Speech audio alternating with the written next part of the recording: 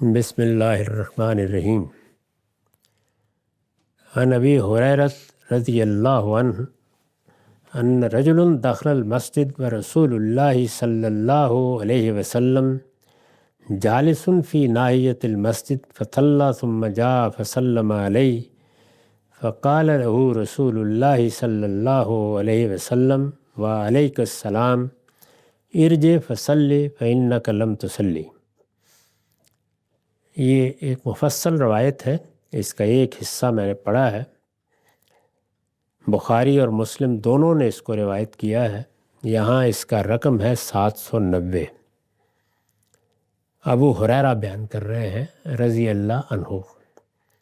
یہاں سے نماز کیا ہے، کیسے پڑھنی ہے، کن چیزوں کا خیال رکھنا ہے، وہ زیر بحث ہے۔ اس پورے باب کو، جو ظاہر ہے کہ بہت طویل ہے، آپ سنیں گے تو یہ حقیقت بالکل واضح ہو جائے گی کہ رسالت مآب صلی اللہ علیہ وسلم کی پوری زندگی کا کوئی ایک مرحلہ بھی ایسا نہیں ہے جس میں کبھی یہ واقعہ پیش آیا ہو کہ آج نماز فرض کی گئی ہے، آؤ میں تمہیں سکھاتا ہوں، اور وہ بات تاریخ میں نقل ہو گئی ہے۔ یعنی نماز ایک پہلے سے موجود، پڑھی جانے والی، اہتمام کے ساتھ اختیار کی جانے والی چیز کی حیثیت سے موجود ہے۔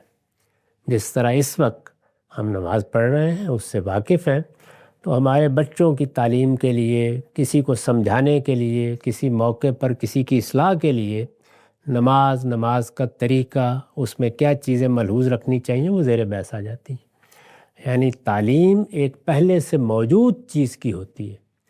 قرآن مجید میں بھی کوئی آیت ایسی نہیں ہے جس میں پہلی بار لوگوں کو نماز کا حکم دیا گیا ہو اور اس کو قرآن نے بیان کیا ہو۔ قرآن حدیث کا پورا ذخیرہ اس سے بالکل خالی ہے۔ یہ پہلی روایت ہے جس سے یہ ابتدا کر رہے ہیں۔ ظاہر ہے کہ ایک ترتیبی سے ابتدا کی جاتی ہے، اسی کو سن لیجئے تو یہ حقیقت بالکل واضح ہو جائے گی کہ نبیوں کے دین میں یہ ہمیشہ سے اللہ کی عبادت رہی ہے۔ اس کے لیے کوئی تفصیلات بیان کرنے کی ضرورت نہیں تھی۔ کبھی کوئی پہلا دن ایسا آیا ہی نہیں کہ جس میں اس کو شروع کیا گیا ہو۔ رسالت مآب کے ہاں پہلے سے اس کا اہتمام موجود تھا۔ اس میں غلطیاں تھیں، کوتاہیاں تھیں، ان کے بارے میں توجہ دلانے کی ضرورت ہوتی تھی۔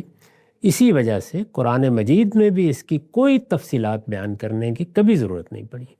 پہلے سے موجود دین کا ایک عمل جو سیدنا آدم کے زمانے سے جاری ہے، اور عربوں کے ہاں بھی لوگ اس کا اہتمام کرتے تھے، نماز پڑھتے تھے۔ اسی طرح 5 وقت میں نماز پڑھی جاتی تھی۔ دین ابراہیمی میں بھی یہ اسی طرح تھی جس طرح یہ اب دین میں ہمیشہ کے لیے موجود ہے۔ تو اس پس منظر کو سامنے رکھیے۔ یہ بات کہ یہ ہم نے حدیث سے سیکھی ہے، یہ بالکل بے معنی اور لغو بات ہے، اس کی کوئی حقیقت نہیں ہے۔ وہاں زیر بحث یہ ہے کہ کہیں کسی سے غلطی ہو گئی ہے، کوئی کوتاہی کسی نے کی ہے، رسول اللہ کے کسی خاص عمل کو لوگوں نے دیکھا ہے، وہ زیر بحث ہے۔ تو پہلی ہی روایت کیا بیان کر رہی ہے؟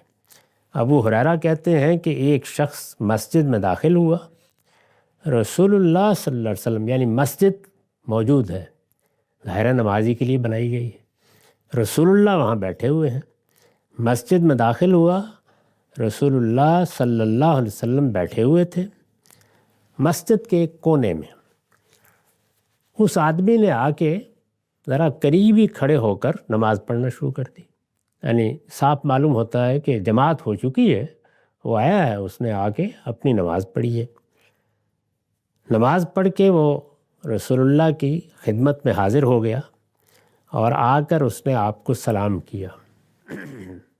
رسول اللہ صلی اللہ علیہ وسلم نے فرمایا وعلیک السلام، یعنی سلام کا آپ نے جواب کیا، جو ہمارے ہاں طریقہ ہے۔ سلام کا جواب دینے کے بعد جیسے آپ شفقت سے فرمایا کرتے تھے، یا کوئی بات پوچھتے تھے، یا بیٹھنے کے لیے کہتے تھے، اس کے برخلاف آپ نے یہ کہا ارجع فصلی فإنک لم تصلی، واپس جاؤ اور نماز پڑھو، تم نے نماز نہیں پڑھی، یہ فرمایا رسول اللہ نے۔ فقال فی الثالثہ وفی التی بعدہا، یہ معاملہ ایک بار نہیں ہوا، یہ 2-3 مرتبہ ہوا۔ ثم جاء فسلم فقال وعلیک السلام ارجع فصلی فإنک لم تصلی، یعنی آپ نے اس کو کہا نماز پڑھو اور اس کو بیٹھنے نہیں دیا. وہ پھر گیا، اس نے پھر نماز پڑھی، پھر اسی طرح آ کے اس نے سلام کیا. آپ نے فرمایا نماز پڑھو، تم نے نماز نہیں پڑھی. نبی صلی اللہ علیہ وسلم کا یہ طریقہ تھا. یعنی کبھی کبھی آپ لوگوں کے ذہن نشین کرا دینے کے لیے بات بھی دہراتے تھے اور عمل بھی بار بار کرنے کے لیے کہتے تھے. اس سے یہ ہے کہ ایک انسان پوری طرح متنبع ہو جاتا ہے. اب ظاہرہ اللہ کا پیغمبر ہے، وہ حاضر ہوا ہے، ان کی خدمت میں آیا ہے، لیکن آپ نے یہ فرمایا کہ جاؤ دوبارہ نماز پڑھو. نماز نہیں پڑھی تم نے، یہی الفاظ ہے فإنک لم تصلی، جاؤ نماز پڑھو اس لیے کہ تم نے نماز نہیں پڑھی. اب اس نے ایک دو مرتبہ کے بعد، ظاہر ہے اسے پہلی مرتبہ یہی کرنا چاہیے تھا، لیکن وہ امتثال حکم میں جاتا رہا اور پڑھتا رہا تو 2-3 مرتبہ یہ ہوا. اس کے بعد اس نے کہا علمنی یا رسول اللہ، یا رسول اللہ پھر میرے بس میں تو جو کچھ تھا میں کر چکا، اب آپ ہی سکھا دیجیے. علمنی یا رسول اللہ. آپ نے فرمایا کہ یہ نماز پڑھنے کا طریقہ نہیں ہے کہ آئے اور آدمی بس اس طرح سے مرغا ٹھونگے مارتا ہے فارغ ہو جائے. نہیں، نماز پڑھنا ایسے ہے. اذا قمت الی الصلاۃ، جب تم نماز کے لیے کھڑے ہوتے ہو تو فاسبغ الوضو، سب سے پہلے تو اچھا وضو کیا کرو. یعنی یہ اللہ کی بارگاہ میں حاضر ہونے کی تیاری ہے. اس میں یہ کافی نہیں ہے کہ بس میں نے کچھ ہاتھ پھیر لیا، کچھ اپنے آپ کو گیلا کر لیا. نہیں، اچھے طریقے سے وضو کیا کرو. فاسبغ الوضو ثم استقبل القبلہ، پھر دھیان کے ساتھ متعین کر کے کہ توحید کا وہ مرکز ہے جو میرے سامنے ہونا چاہیے، قبلہ رخ کھڑے ہونے کے لیے اہتمام کیا کرو. فکبر، پھر تکبیر کہا کرو. ثم اقرأ بما تیسر معک من القرآن، پھر اس کے بعد جو قرآن مجید تم نے پڑھنا ہے، یعنی فاتحہ ہے، اس کے بعد قرآن کا ایک حصہ ملاتے ہیں وہ پڑھا کرو. ثم ارکع حتی تطمئن راکعا، پھر رکوع کیا کرو اور اس طرح رکوع کیا کرو کہ تم رکوع میں پوری طرح مطمئن ہو جاؤ، یعنی اچھی طرح رکوع کی حالت میں چلے جاؤ.